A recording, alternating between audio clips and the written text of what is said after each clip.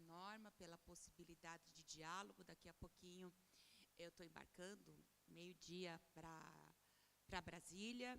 A gente tem uma semana, está tendo agora, às 10 horas da manhã, uma reunião extraordinária do Colégio de Líderes. Então, a gente nunca sabe o que vem dessas reuniões, e mesmo com o debate acontecendo no Colégio de Líderes, a gente tem projetos que estão sob a mesa e que é regimental o presidente colocar em votação. Então, é muito importante compreender esse contexto do Congresso Nacional, no sentido que a gente vem já conversando, que é um congresso inimigo do povo, sim, que eles têm uma base muito forte, mais de 300 deputadas e deputadas, para aprovar a qualquer momento uma PEC, para aprovar a qualquer momento um projeto de lei que retira direitos, como vem acontecendo. Semana passada a gente teve 2 ataques muito significativos, que vão aumentar, a violência no campo, que foi uma manobra da bancada do agro, que quis retirar o conceito da propriedade com função social da Constituição. Não mudou a Constituição, mas mudou as legislações infraconstitucionais, trazendo mais conflito para o campo, dizendo que se uma área ela é só produtiva, ela não pode ser expropriada. Então, você tem hoje um conceito dentro da Constituição, que a função social não é só por produtividade, ela está conexa ao trabalho que não pode ser análogo à escravidão, e também não pode ter atividades ilícitas naquela terra. Então, ali você abre a possibilidade de terras onde você tem o trabalho escravo, onde você tem atividades ilícitas, não poderem ser expropriadas. Então, foi mais um ataque, e vocês também acompanharam o PDL da pedofilia, e é importante, é uma matéria muito sensível e que tem muita inverdade sobre isso, o que era e o que é essa resolução do CONANDA. O CONANDA é o Conselho Nacional do Direito das Crianças e Adolescentes. O que essa resolução faz? Ela organiza os fluxos de atendimento de crianças e adolescentes violentadas sexualmente. É para isso. Desde 1940, a gente já tem a questão da excludente de ilicitude em algumas situações de aborto, e uma delas é a violência sexual. No Brasil, estimam-se que mais de 800.000 casos de estupro acontecem todos os anos.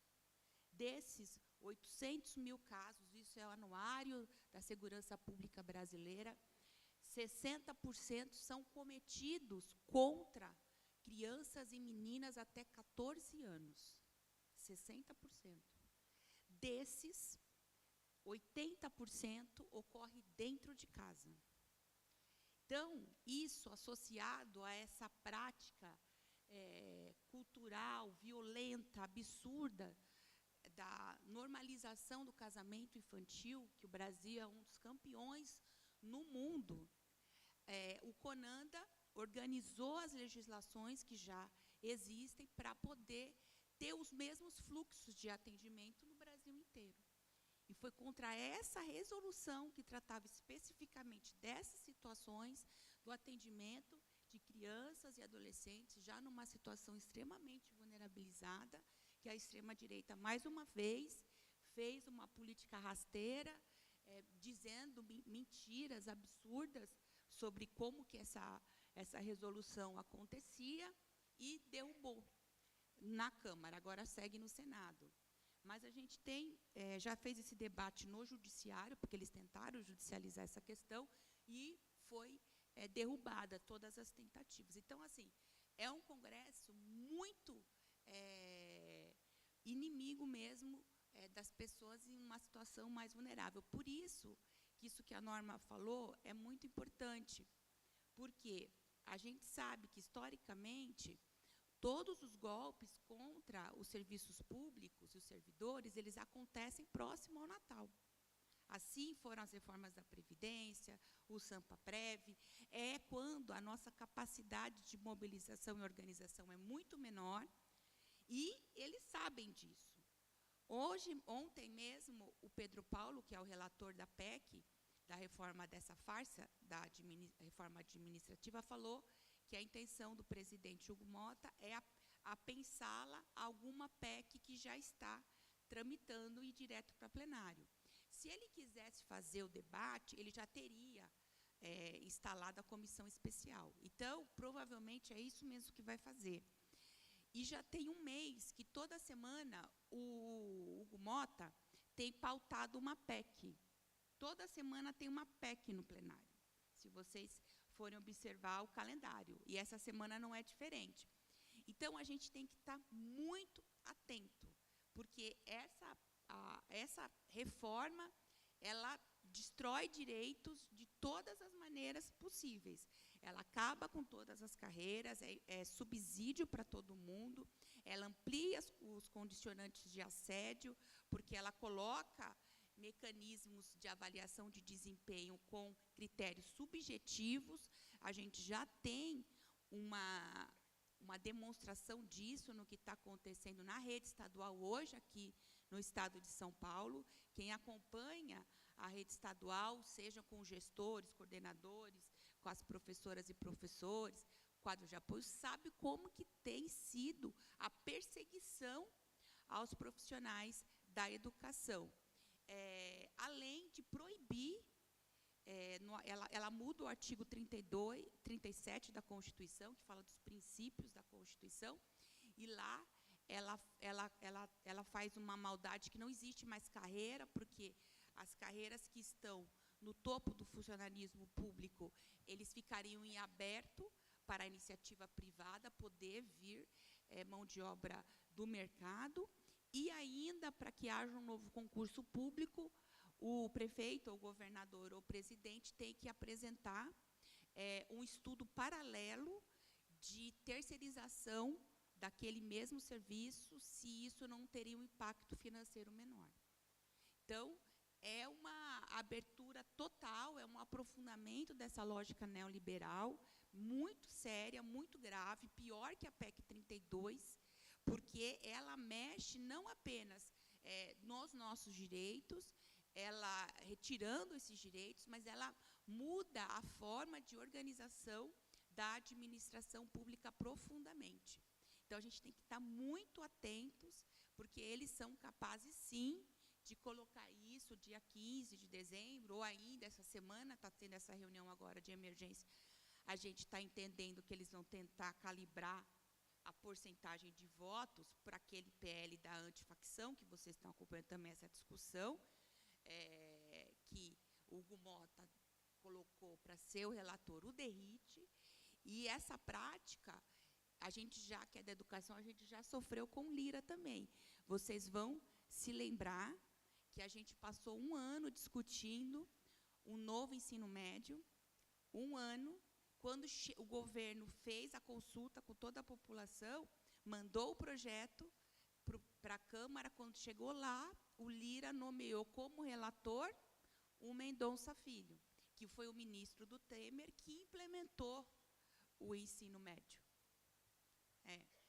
E destruiu todo o trabalho que foi feito de diálogo com as organizações, enfim. Então, esse tipo de prática lá no Congresso Nacional, infelizmente, ela é muito comum. Então, a gente tem que estar muito atento. E, além da reforma, dessa farsa da reforma administrativa, e desses outros projetos que vão vir sempre dentro dessa cortina de fumaça da extrema-direita, das pautas das pautas fascistas que eles defendem, a gente tem o projeto do Plano Nacional de Educação. E o Plano Nacional de Educação, ele agora, a gente está tendo uma comissão especial, uma sessão, onde hoje vai ser lido o parecer.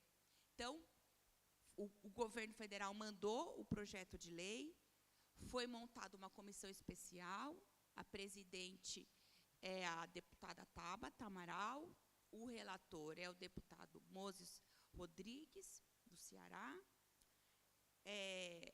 e foi feito o período de emendas, depois ele apresentou o primeiro relatório, com ataques muito ruins, com retrocessos significativos. A gente, que é da comissão, que eu faço parte dessa comissão, a gente abriu um espaço para mais um período de apresentação de emendas, e agora, hoje, ele vai ler, e já apresentou, na semana passada, o segundo relatório. É esse relatório que vai para a votação, que está marcada para a semana que vem, dia 18, provavelmente. E saindo da comissão especial, ele vai para o plenário. E lá no plenário, além, no momento da votação, a gente tentar reverter alguns golpes, no plenário a gente vai ter mais essa chance. Então, aí como que está esse relatório que foi apresentado? Tem avanços na questão, que agora a gente tem uma meta e estratégias específicas sobre a questão ambiental, que antes não aparecia com essa força que tem.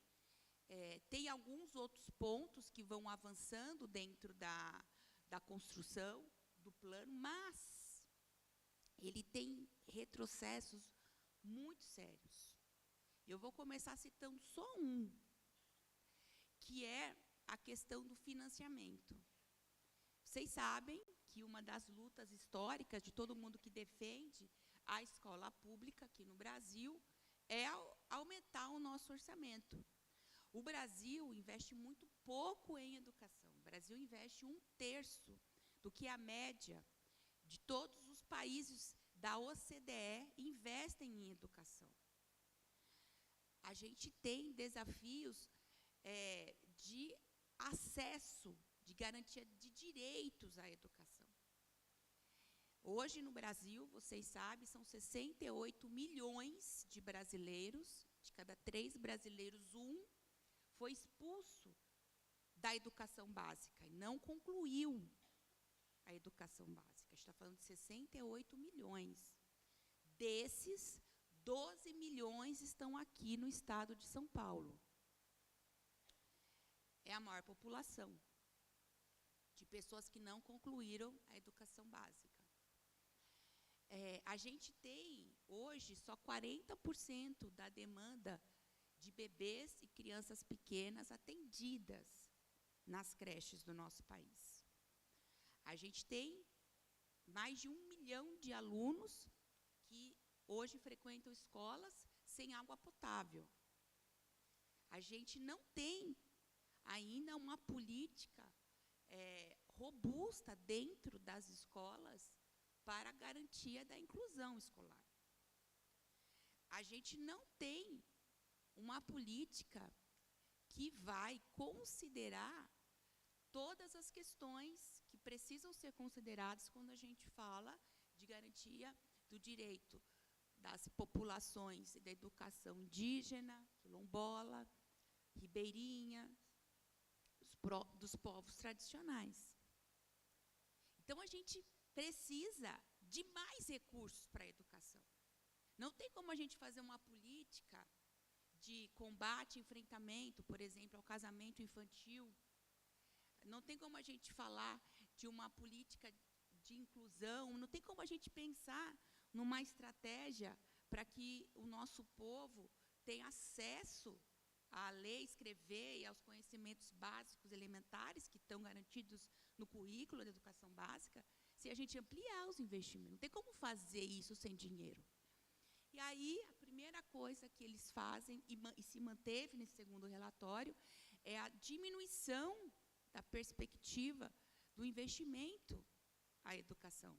Que nesse PNE que está aqui, era a gente chegar a 10% do PIB. Eles reduziram para 7,5%. Então, veja, isso é um indicativo muito sério, porque sem recursos não tem como você construir escola, não tem como você contratar mais profissionais, não tem como você fazer as coisas acontecerem. Então, esse é um golpe duro. Mas aí ele vai avançando nos pontos negativos. Quando a gente fala da questão dos gestores, e aí essas metas e essas estratégias são as últimas. São 19 metas e estratégias. O que a gente recomenda, que pelo menos essas metas e estratégias vocês possam ler, são as 3 ou 4 últimas, que vão falar do financiamento e vão falar da gestão das escolas. Aí é muito sério, porque o texto que ficou está escrito assim: não se fala em concurso público para a gestão de escola, e fala que o critério para ser o gestor de escola vai ser um critério meritocrático, sem explicar como isso vai se dar, e que a escolha também vai ser pela comunidade escolar. Não fala em conselho de escola, nos municípios e nas situações que está previsto a indicação por conselho, por eleição. Então, esse é um exemplo, e isso vai se replicar ao longo do Plano Nacional de Educação. Essa ideia e essa abertura, porque quando você, na legislação, você não proíbe, você deixa em aberto. Então, esse Plano Nacional de Educação, ele tem uma abertura muito grande à privatização. E isso é algo que a gente precisa focar e incidir com força. Isso vai aparecer na educação tecnológica, na educação profissionalizante, na educação infantil. É esse indicativo de que está se abrindo a escola pública para essa questão. Um outro ponto é sobre a questão, vocês sabem que a gente, dentro dessa crise que existe, né, na nossa história da educação, hoje a gente tem mais de 50% dos nossos professores em regime de contrato temporário, no Brasil todo. Alguns mais, outros menos. Aí a gente conseguiu, e estava lutando, para que o Plano Nacional de Educação fizesse esse enfrentamento, esse debate. Aí, como é que ficou? Ficou que até a conclusão do não tem meta, tem que se chegar no mínimo 70% de profissionais concursados, de professores. Ele só fala de professor. Também isso é bem direcionado. Ele fala do concurso para professor, não fala de profissionais, não fala de gestores. Aí ele fala do professor. A meta que a gente queria era 90. A gente está fazendo um plano de 10 anos. Então, isso também a gente achou que ficou uma meta muito recuada. Tem uma questão também que não tem os prazos para a questão dos planos de carreira dos profissionais da educação, que antes tinha, agora não tem mais. Então, isso é mencionado, o que é um avanço, porque houve uma tentativa de nem isso ser mencionado, mas não tem prazo. Uma outra questão também é muito importante se observar. Vocês sabem que a gente vive um ataque, também orquestrado pela extrema-direita, com relação à implementação das escolas cívico-militares, que vão falar justamente da gestão das escolas e dos profissionais da educação. O nosso coletivo Educação em Primeiro Lugar, a gente levou essa demanda para a ONU, para o Alto Comissariado da ONU, e a ONU fez uma recomendação expressa às redes estaduais e municipais do nosso país que encerrassem o programa de escolas cívico-militares. Porque, ainda que o governo federal tenha feito isso no seu primeiro dia de ato, quando assumiu, encerrou o programa de escolas cívico-militares, a gente tem o Pacto Federativo, que garante a autonomia dos sistemas. E aí, o Plano Nacional de Educação não fala nada sobre as escolas cívico-militares. É como se elas não existissem. E isso a gente considerou um grave retrocesso, porque ela deveria ali colocar como meta acabar com essa implementação absurda, e a gente está com as 2 ações no STF que ainda não foram julgadas. E o ministro é o Gilmar Mendes, que é o relator. Aqui no estado de São Paulo, a gente também conseguiu barrar o nosso coletivo, mas quem barrou foi o Tribunal de Contas do Estado. Não foi o Tribunal de Justiça. Foi o Tribunal de Contas. A gente fez uma discussão sobre o direito administrativo e financeiro. A gente não falou sobre concepção de educação.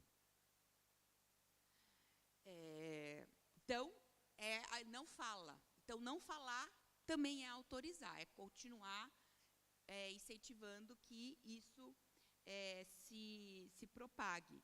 Um outro ponto também que a gente batalhou muito para que houvesse é o fator amazônico. O fator amazônico é um mecanismo de recomposição e de potencialização das verbas que são encaminhadas para os estados e municípios que são da Amazônia, porque vocês sabem que lá o principal meio de transporte são os barcos, porque lá você tem toda uma outra demanda, uma outra logística de energia, e essas questões precisam ser observadas quando a gente fala de um plano nacional que quer enfrentar as desigualdades raciais, étnicas e geográficas. Isso também não foi considerado nesse Plano Nacional de Educação, que a gente também considera um retrocesso. Um outro ponto também muito importante, que para a gente poder enfrentar esse número tão grande de brasileiros que são expulsos todos os anos da educação básica, a gente tem a EJA. E vocês sabem que há um ataque contra a EJA em curso nos estados e nos municípios. Você sabe que, mesmo com todo esse número, 68 milhões de pessoas que não concluíram a educação básica, a gente tem mais de 1.000 municípios hoje no Brasil que não tem nenhuma turma de EJA. Nenhuma.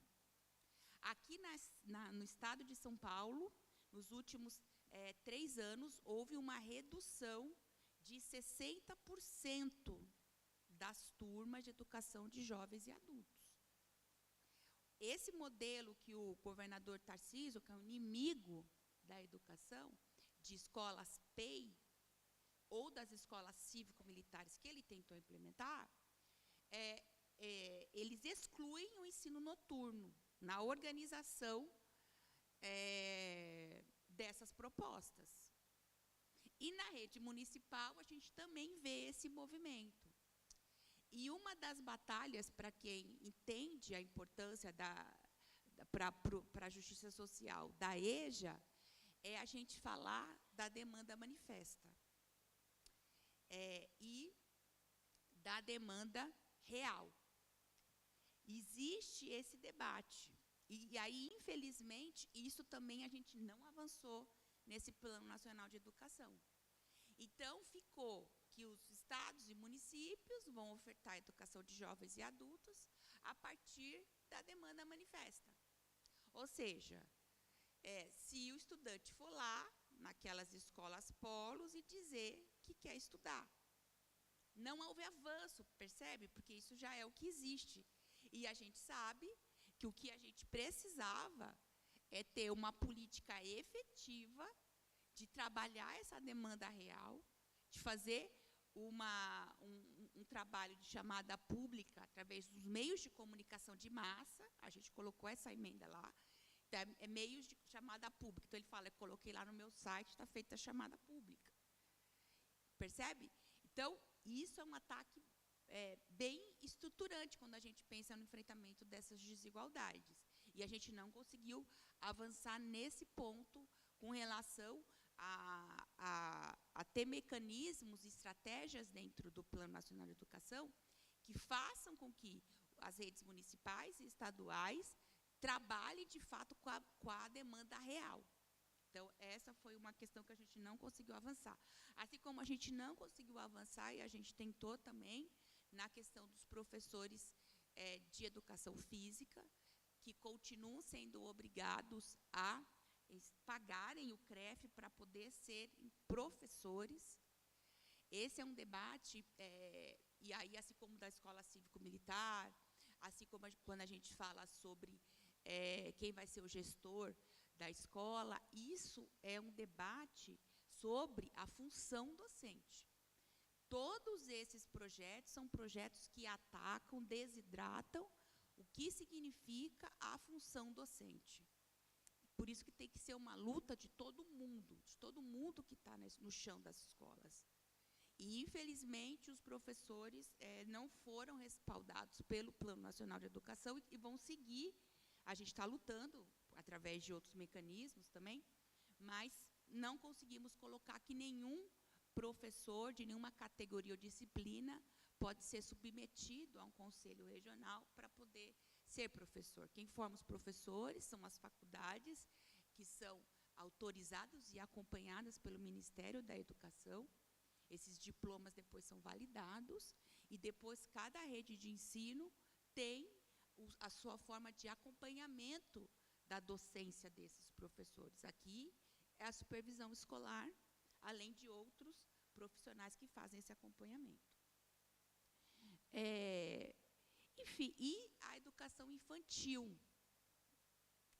Ali vai aparecer, pela primeira vez, a necessidade da avaliação das parcerias, das redes parceiras. Mas também não tem mais detalhes sobre isso, mas mostrando e validando esse modelo de expansão da rede municipal. Rede municipal, que são as redes que ficam responsáveis pela educação infantil. Então, assim, é uma discussão densa, é um documento bem denso, o Plano Nacional. Eu trouxe aqui alguns pontos que estão mais ligados ao nosso cotidiano e que precisam da nossa atenção nesse debate. É um debate que vai se dar entre essa semana e a semana que vem, pelo menos dentro das comissões, não sei quando é que ele vai chegar em plenário, mas é muito importante a gente se apropriar dele para a gente poder fazer pressão. E é muito interessante que a pressão funciona. Vocês vão se lembrar que a gente acabou de votar, depois de mais de 10 anos esperando, o Sistema Nacional de Educação, o SNE, que também visa garantir fluxos e procedimentos de trabalho entre os entes federativos. Só que, além disso, ele tinha uma função muito importante, que era regulamentar o custo aluno-qualidade. A gente conseguiu fazer essa discussão na Câmara, mas não conseguimos colocar detalhadamente a implementação do custo aluno-qualidade. Mas, quando ele chegou no Senado, a gente conseguiu avançar nessa discussão e ele foi promulgado, sancionado pelo presidente Lula com essa estabelecendo os critérios e como que vai se dar a regulamentação do custo aluno-qualidade. Isso é um avanço muito grande quando a gente fala de financiamento, porque é a partir daí que a gente vai começar a falar sobre carreira, sobre a questão de que esse número de financiamento tem que ser maior, sobre a questão do número de aluno por professor, por criança, dentro da sala de aula. Então, todas essas questões, elas passam por essa questão do financiamento. Então, houve um avanço no Senado Federal, que costuma ser uma casa mais arejada. Agora, também é verdade, e aí também não é que foi uma terra arrasada, tal, que a gente tem avanços no Plano Nacional de Educação, como eu já coloquei, e também vitórias, porque, por exemplo, também eles não conseguiram e tentaram, muitas vezes, regulamentar o homeschooling. A gente conseguiu segurar essa história do homeschooling. E outros ataques com relação à censura e controle das aulas dos professores que a extrema-direita tentou. Então, houve todo um trabalho nosso também nesse sentido de lutar contra forma de ódio que a extrema-direita tem com os profissionais da educação. E isso também a gente conseguiu que o Plano Nacional não absorvesse. Então, e aí, além dessa luta, então, importante do PNE, a gente tem a batalha, porque daí vai ser guerra mesmo, da farsa da reforma administrativa. Vocês sabem que a mídia defende isso, o presidente, grandes setores produtivos defendem essa pauta. Então, a gente até teve uma reunião muito importante com as centrais sindicais, com os sindicatos, com o nosso ministro do Povo, o ministro de Estado, Guilherme Boulos, onde a gente foi levar essa preocupação, e o governo ali se colocou contra qualquer ataque que fale sobre concursos públicos, sobre estabilidade, sobre achatamento de carreiras. Foi um posicionamento muito firme e muito importante, porque não é um posicionamento do ministro, que a gente já conhecia, mas é algo que ele costurou dentro do governo. Então, isso é uma vitória para a gente, e é assim que a gente vai somar esforços para poder fazer esse enfrentamento. E, para além da tramitação de todos os projetos, eu venho aqui pedir, mais uma vez, a ajuda de vocês para a gente poder aprovar o nosso Descongela no Senado. Vocês sabem que essa foi uma luta que a gente fez por 2 anos e 8 meses na Câmara Federal, até a gente conseguir aprovar no plenário, no dia 26 de agosto. E agora já chegou no Senado. Lá no Senado, a gente conseguiu que 54 senadores assinassem o requerimento de urgência. Então, ele já está preparado para poder ir em votação, sem precisar passar nas comissões. E agora a gente está naquele trabalho, que é o trabalho de costurar com todos os líderes, de todos os partidos, de todos, da minoria, da oposição, da situação, de todos os partidos, para que isso seja pautado. E isso vai se dar na medida que a gente mostrar que essa matéria é importante. Política se faz com pressão, se faz com movimentação. Não tem outro jeito. Se a gente não entrar nas redes, não fizer esse chamado, não dizer que isso é importante, que a gente tem urgência, que são milhares de pessoas impactadas, de servidores impactados. E é muito bom dizer, que às vezes as pessoas não sabem, que os servidores federais não foram impactados pela LC 173 do Bolsonaro. Ele jogou isso só para os estados e municípios. Então, a força vai ter que vir dos servidores estaduais e municipais, junto com os seus sindicatos, com as suas centrais, para a gente poder fazer trazer essa justiça, essa vitória. E a gente está trabalhando muito para que a gente consiga fazer isso esse ano. A gente tentou fazer durante o mês de outubro, não conseguimos, vamos insistir no mês de novembro, e a gente vai insistir todos os dias. A gente não sabe quando isso vai acontecer, porque a gente não é o poder lá constituído. A gente vai aonde tem uma brecha. Onde tiver uma brecha, a gente vai lutar até o fim para poder trazer essa justiça e essa vitória de recuperar 583 dias das nossas carreiras. Então, acho que esse é o panorama que eu tinha para trazer. Estou indo agora lá para o embarque.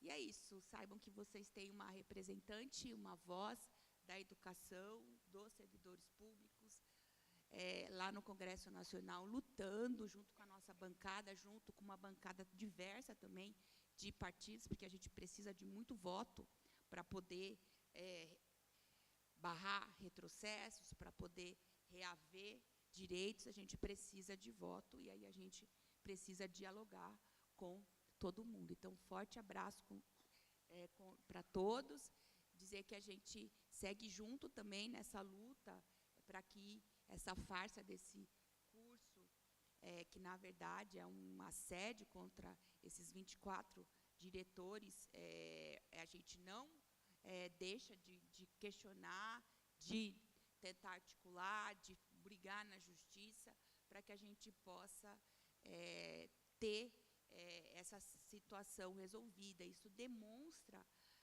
eu acho que Isso todo mundo sabe, né? Acho que já perceberam, né? Tanto o Ricardo Nunes quanto o Tarcísio, eles utilizam aqui São Paulo, a capital e o Estado como bombas, assim, como fórmulas, como ensaios de propostas que depois são levadas para o resto do país, da extrema-direita. Então, por isso que está tão difícil a gente trabalhar como nunca esteve, seja na rede estadual, seja na rede municipal, porque esse tensionamento não é por acaso, é parte de uma estrutura, de um projeto de poder, é parte das negociações com as forças econômicas e políticas que apoiam essas candidaturas, e isso tem um reflexo direto em quem está no chão das escolas. E não tem como destruir e parar o avanço desse país sem quebrar a máquina da democracia, que é a escola pública, e aí nós somos alvo. Tá certo? Então, forte abraço. E é isso. Obrigada.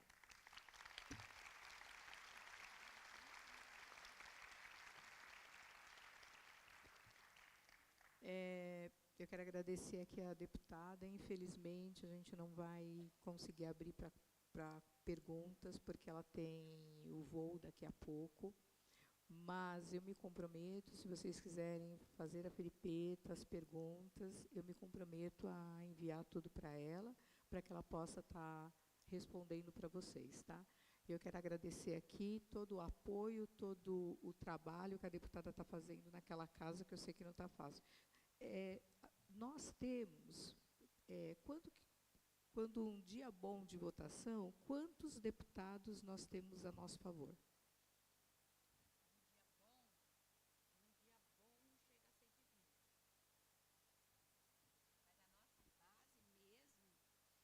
A nossa base mesmo é o PT, o PSOL, o PCdoB. É a rede, né, também, que agora tem 2 deputados. Mas é isso. E aí a gente tem os outros deputados que vêm junto, mas é isso, a gente não tem voto. E aí é bom também lembrar que a farsa da reforma administrativa, vocês têm que saber disso também, para a gente poder potencializar a luta. Ela nasce dentro da Câmara, diferente da PEC 32, que foi um projeto enviado pelo o ministro da Economia, Paulo Guedes. Essa PEC nasce dentro da Câmara e ela vai tramitar só entre a Câmara e o Senado. Não cabe veto do presidente Lula, não cabe sanção, ela é promulgada, assim como foi a PEC do calote, dos precatórios. Ela é promulgada pelo Alcolumbre, que é o presidente do Congresso. Então, o nosso trabalho é de articulação e pressão, assim como do governo também, mas ele não vai votar. Ele não vota, não sanciona, não promulga. Então, é lá com os caras, é com os deputados e deputadas, é com os senadores e senadores, é lá que a gente precisa fazer a incidência. Muito obrigada.